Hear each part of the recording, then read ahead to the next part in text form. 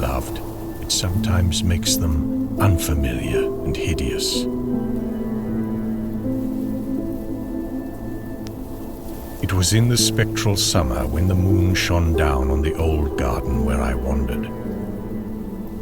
The spectral summer of narcotic flowers and humid seas of foliage that bring wild and many-colored dreams.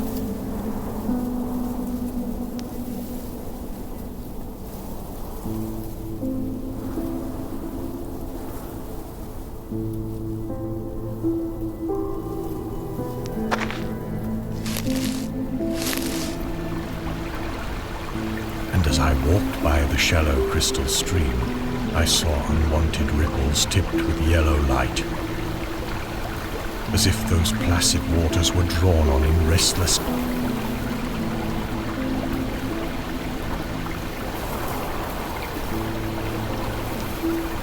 Silent and sparkling, bright and baleful, those moon-cursed waters hurried I knew not whither.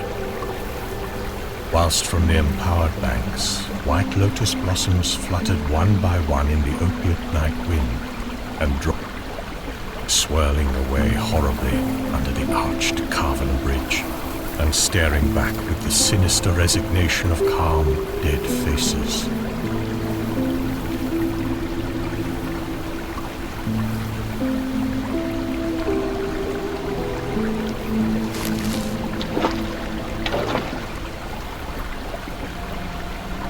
As I ran along the shore, brushing slipping flowers with heedless feet, and maddened ever by the fear of unknown things and the lure of the dead faces, I saw that the garden had no end under that lawn.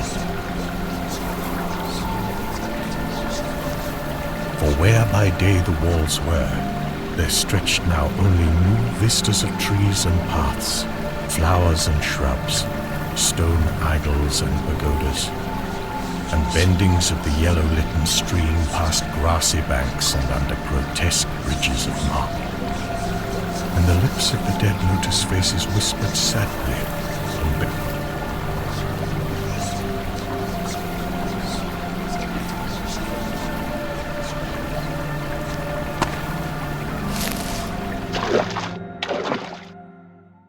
Nor did I cease my steps till the stream became a river, and joined amidst marshes of swaying reeds and beaches of gleaming sand, the shore of a vast and nameless sea.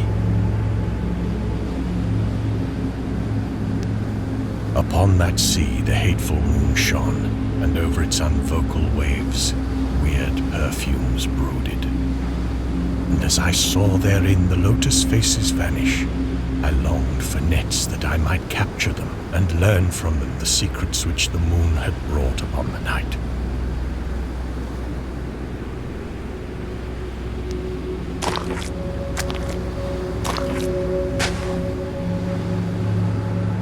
But when the moon went over to the west, and the still tide ebbed from the sullen shore, I saw in that light old spires that the waves almost uncovered, and white columns gay with festoons of green seaweed.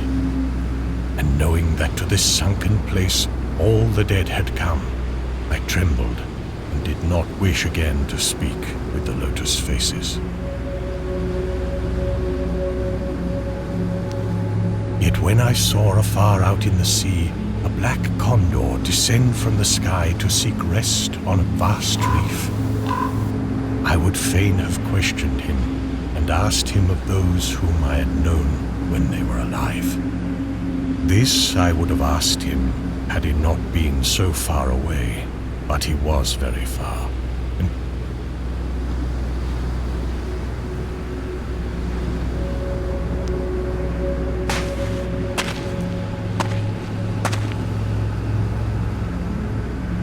So I watched the tide go out under that sinking moon and saw gleaming the spires, the towers, and the roofs of that dead, dripping city.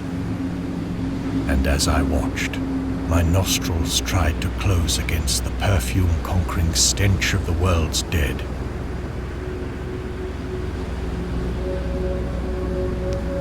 For truly, in this unplaced and forgotten spot, had all the flesh of the churchyards gathered for puffy sea worms to gnaw and glut upon.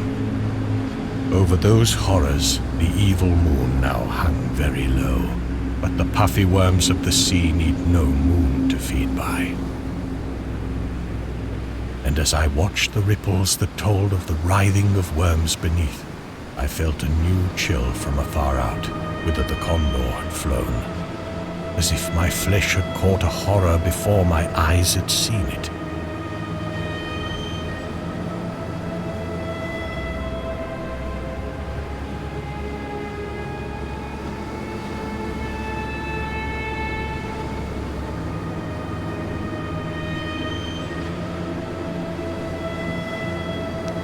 Nor had my flesh trembled without cause, for when I raised my eyes, I saw that the waters had ebbed very low, shewing much of the vast reef. And when I saw that this reef was but the black basalt crown of a shocking icon, whose monstrous forehead now shone in the dim moonlight, and whose vile hooves must pour the hellish ooze miles below, I shrieked and shrieked, lest the hidden face rise above the waters, and lest the hidden eyes look at me after the slinking away of that leering and treacherous yellow. And to escape this relentless thing, I plunged gladly and unhesitatingly into the stinking shallows.